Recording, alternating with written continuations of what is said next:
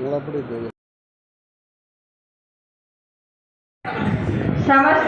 स्वागत या भितर बहुत अतिथि अधिकारी समस्त वयोज्येष्ठ मान को प्रणाम आ समस्त को स्वागत। बहुत सुंदर बौल लोक बनस्ते डाकिला गज बरस के थे आसी रज से घेरी नुआ सजबाज प्रकृति एक मनस्तात्विक पर्व जेते गोटे कुआरी कि नुआ बहुटे तार निज मन कथा गज आसूची बरस के थे आसी रज घेरी नुआ सजबाज आज तृतीय रज कैवल्य साहित्य संसदर राज्य स्तरीय जो उत्सव बसुमती स्नान उत्सव समस्त को सादर पर कवितार्थी बसुमती स्नान सहकारी शिक्षक प्रमोद कुमार पाढ़ी नयागढ़ जिला सभापति माटीर बास्ना नयागढ़।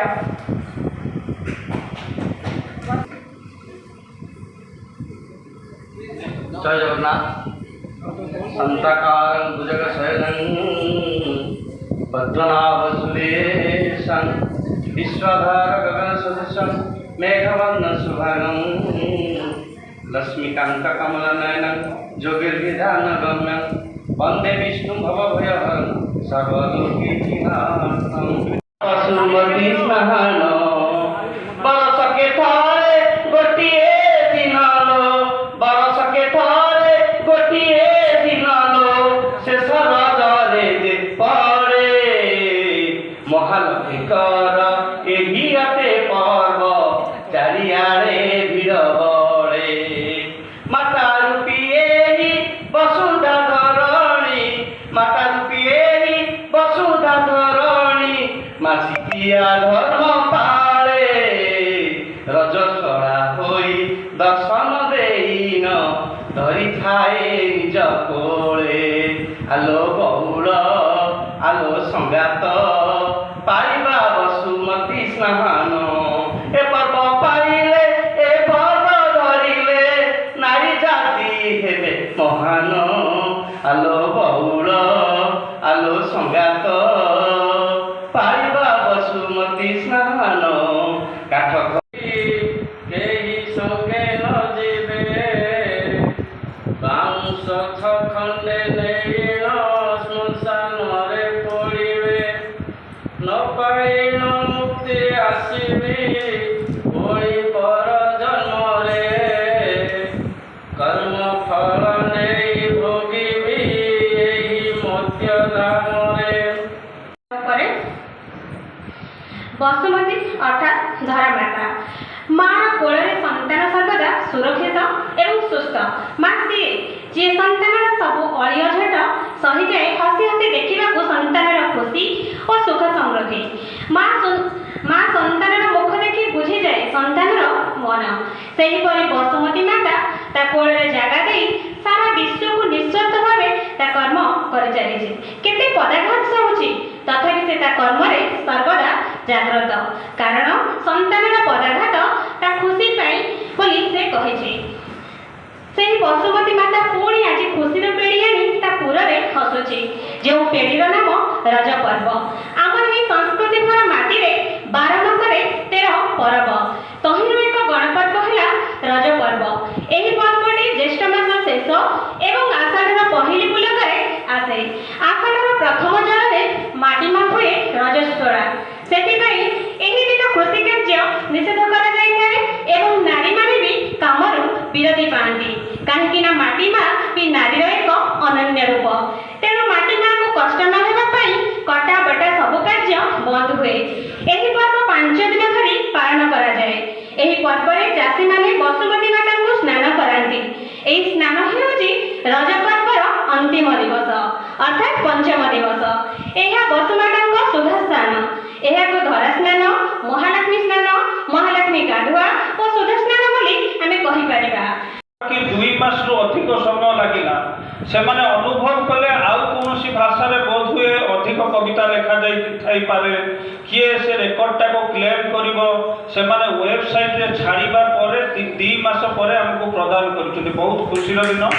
ଆଉ ଆମେ ଆକୁ ମଧ୍ୟ ଆଜି ଉନ୍ମୋଚନ କରିବା, ଅତିଥିମାନଙ୍କ ଦ୍ୱାରା ଏହି ରେକର୍ଡଟି ଉନ୍ମୋଚନ କରିବା। ଯେତେବେଳେ ସମସ୍ତେ ମିଶି ଗୋଟିଏ କାର୍ଯ୍ୟ କରିଥାନ୍ତି ସେ କାର୍ଯ୍ୟ ଐତିହାସିକ ହୋଇଯାଇଥାଏ।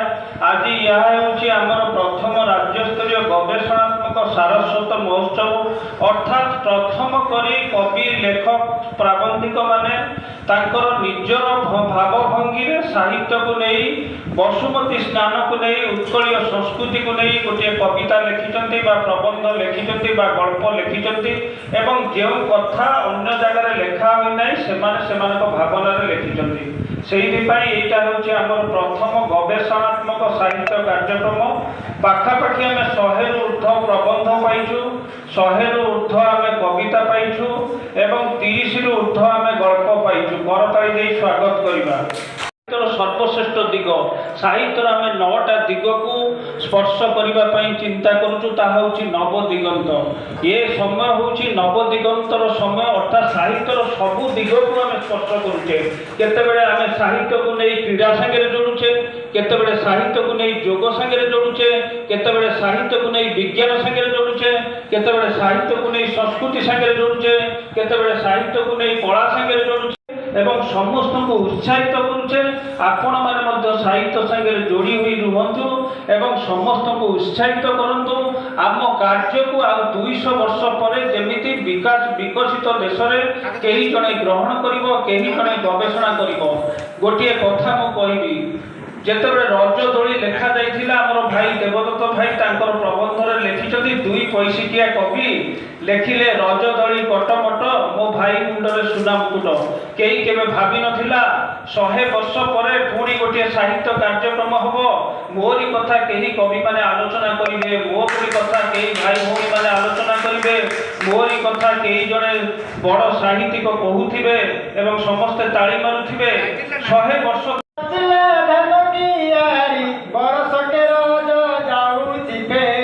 ଯାଉଛି ଫେରି ଲୋଲତ କପଡ଼ୁଛି ଧରି, ପହୁଳ ଲୋଲତ କପଡ଼ୁଛି ଧରି, ଆଖୁ ବି ଲକତ ଖସ, ଆଖୁ ବି ଲକତ ଖସ, ରଜ ସଜବାଜ ସରି ଯାଉଛି ଲୋ ବଞ୍ଚିଲେ ଆର ବରଷ, ପହୁଳ ଲୋ ବଞ୍ଚିଲେ ଆର ବରଷ। ଗଛରେ ଝୁଲୁଛି କୋଳି, ଗଛରେ ଝୁଲୁଛି କୋଳି, ଆଳି ଅଳଙ୍କାର କାଢି ଥୋଇଦେ ଲୋ ମନ ଯାଉଅଛି ମରି, ବଉଳ ଲୋ ମନ ଯାଉଅଛି ମରି। ଦୋଳି ପଟା କଟ କଟ, ଦୋଳି ପଟା କଟ କଟ, ରଜ ସଜବାଜ କି ମନୋହର ଲୋ କୁମାରୀ ମନେ ଉଜାଟ, ବଉଳ ଲୋ କୁମାରୀ ମନେ ଉଜାଟ। ନାଚିଲେଣି ତାହାକୁ ଛଡ଼ାଇ ପାଣି, ଗୀତ ଗାଇଲେଣି ଦୋଳି ଝୁଲିଲେଣି ହସୁଛି ଧରଣୀ ରାଣୀ। ଜ୍ଞାତ ଆଜି 12 ମାସେ 13 ପର୍ବ ଉତ୍କଳୀୟ ପରମ୍ପରା, ଜ୍ଞାତ ଆଜି 12 ମାସେ 13 ପର୍ବ ଉତ୍କଳୀୟ ପରମ୍ପରା। ବିଜ୍ଞାନ ତ ଆଜି ପ୍ରମାଣ କରିଛି ବସୁମତୀ ସ୍ନାନ ଧରା। ବସୁମତୀ ମା ଜଗତ କଲ୍ୟାଣେ ତୁହି ରଜରାଣୀ ପରା, ବସୁମତୀ ମା ଜଗତ କଲ୍ୟାଣେ ତୁହି ରଜରାଣୀ ପରା। ରଜ ଦୋଳି ସାଜ ନୂଆ ବସ୍ତ୍ର ହେଜ, ଗୀତର ପରା ସରା। କମେଳି ନାହିଁ ରଜ ଦୋଳି, ତାସ୍ ଖେଳ ଆଗ ଭଳି, ସଭିଏଁ ମାତନ୍ତି ଘରୋଇ ସ୍ୱାଦରେ, ପିଠା ଖାଇ ଭଳି ଭଳି, ସଭିଏଁ ମାତନ୍ତି ଘରୋଇ ସ୍ୱାଦରେ, ପିଠା ଖାଇ ଭଳି ଭଳି। ମନରଙ୍ଗ ଆମ ଫିକା ପଡ଼ିବନି, ଭାବ ଆମ ଆପଣାର, ମନରଙ୍ଗ ଆମ ଫିକା ପଡ଼ିବନି, ଭାବ ଆମ ଆପଣାର। ଗଜ ଗଜ ହୋଇ ରଜ ବାସୁଥିବ, ଗଜ ଗଜ ହୋଇ ରଜ ବାସୁଥିବ, ପରମ୍ପରା ଓଡ଼ିଆର, ପରମ୍ପରା ଓଡ଼ିଆର, ପରମ୍ପରା ଓଡ଼ିଆର। ଦୀପାଦରେ ଯାଏ ଋଷି, ନାଲି ଗୁଲୁ ଗୁଲୁ ନୁପୁର ପେନ୍ଥାଏ, ଖସି ପଡ଼ିଛି କି ସତେ, ରଜବତୀ ହେଲେ ବସୁମତୀ ପାଦେ, ସଜ ସାଧବାଣୀ କେତେ, ରଜବତୀ ହେଲେ ବସୁମତୀ ପାଦେ, ସଜ ସାଧବାଣୀ କେତେ। ସଜବାଜ ହୋଇ ଗାଁର କୁଆରୀ ଦୋଳି କେତେ ହସା ହସି, ରଜ 3 ଦିନ ଆନନ୍ଦ ଉଲ୍ଲାସ, ପୋଡ଼ ପିଠା ଯାଏ ବାସି, ପୋଡ଼ ପିଠା ଯାଏ ବାସି। ଭୋଜିଭାତର ଆୟୋଜନ କରିଥାନ୍ତି। ଏହି ଅବସରରେ ସୂର୍ଯ୍ୟାସ୍ତ ପୂର୍ବରୁ ଭୋଜନ କରି ଗୋଟିଏ ଥାଳିରେ ରୁଣ୍ଡ ହୋଇ ବସି ନିଆରା ଭାଇଚାରା ଭାବରେ ଭୋଜନ ଗ୍ରହଣ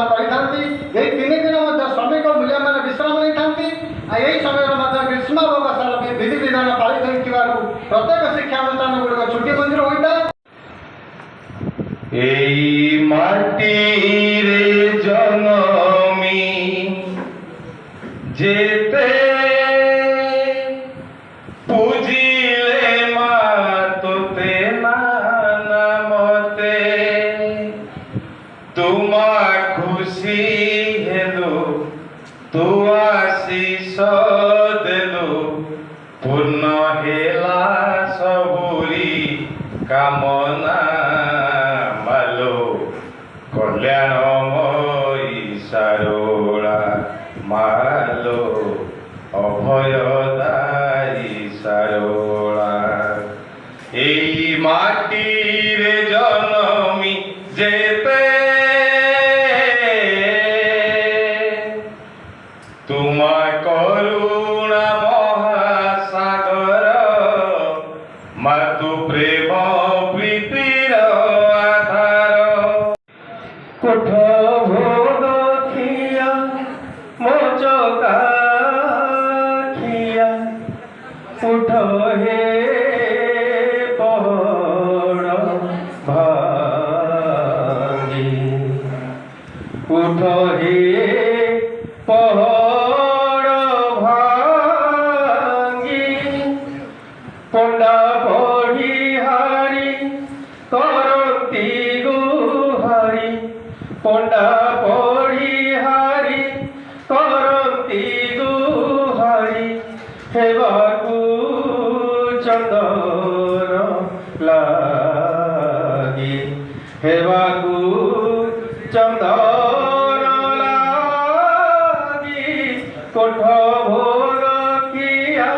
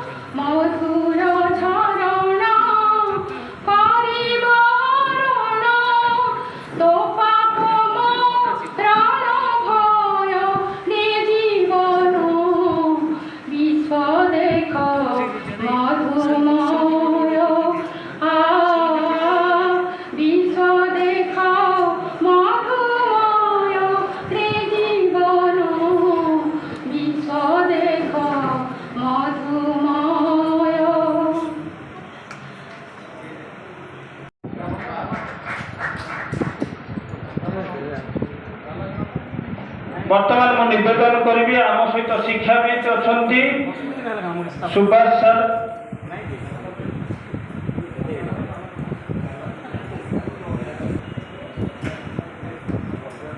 ମାଳିନ୍ୟକୁ ପଛକୁ ପକାଇ ଶୁଦ୍ଧ ସାହିତ୍ୟର ଜୟଗାନ କରିବା ଯେତେବେଳେ ଆମେ ମା ମାଟିର ଜୟଗାନ କରିବା ଯେତେବେଳେ ଐତିହ୍ୟର ପରମ୍ପରା ଆଉ ସଂସ୍କୃତିର ଜୟଗାନ କରିବା ଯେତେବେଳେ ସେତେବେଳେ ଆମେ ଗୋଟିଏ କଥା କେବଳ ଆମ ମନ ଭିତରେ ରହିବା ଦରକାର ଆମ ଉତ୍ତର ପିଢ଼ି ପାଇଁ ଆମେ କ'ଣ ଛାଡ଼ି ଯାଉଛେ ସେଇ କଥାଟାକୁ ମନ ଭିତରେ ରଖିଲେ ଆମେ କେବେ ଭୁଲିବା ନାହିଁ କେବେ ଆମେ ବାଟ ଭୁଲିବା ନାହିଁ କେହି ବାଟ ନ ଭୁଲନ୍ତୁ ଆଗକୁ ବଢ଼ନ୍ତୁ ସାହିତ୍ୟ କାଳଜୟୀ ହେଉ ଆହୁରି ଆଗାମୀ ଦିନ ଆହୁରି ବୁଦ୍ଧିମନ୍ତ ହେଉ ଧନ୍ୟବାଦ ନମସ୍କାର।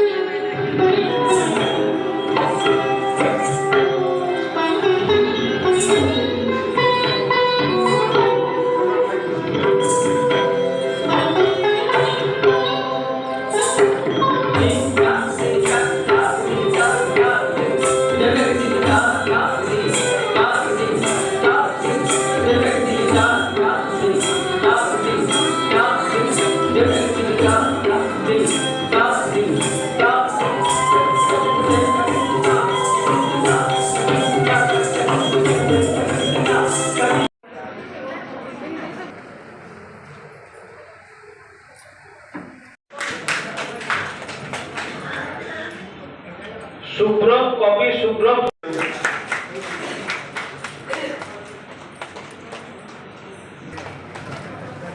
बर्तमान मु निवेदन करी विपिन बिहारी दलई भाई को से आसवे संबर्धना देवे। हेमंत भाई को निवेदन करी से मंच पर श्रीमती रेखा प्रधान बनिका सुवर्णपुर देख मधुमय विश्व देख मधुमय आपण मध्य आम मंच रे उपस्थित होइछन्ते आमको मध्य सेही बड़ी मधुमय स्वर रे आमे मध्य पाउछु निजको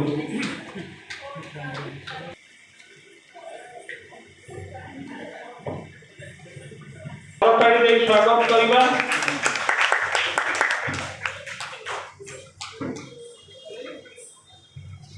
पल्लवी दास जूनागढ़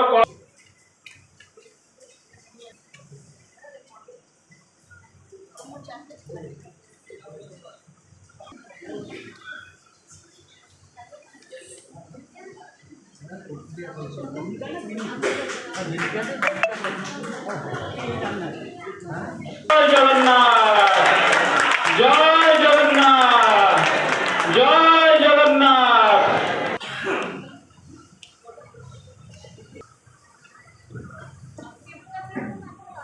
कवयित्री प्रतिभा महंत बारिपदा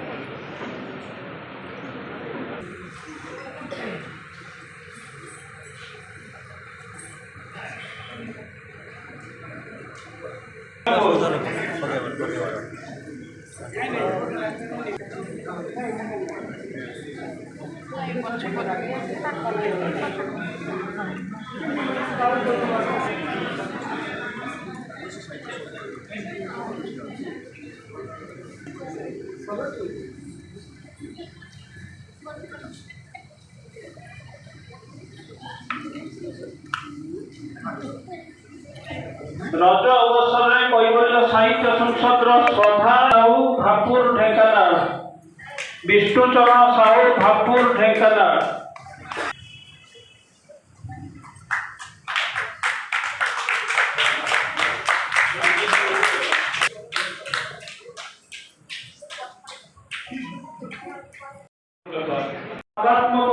भाव से आसी कैवल्य साहित्य संसद रे उपस्थित होती गोटे नियार समर्पण भाव निजक सामिल कर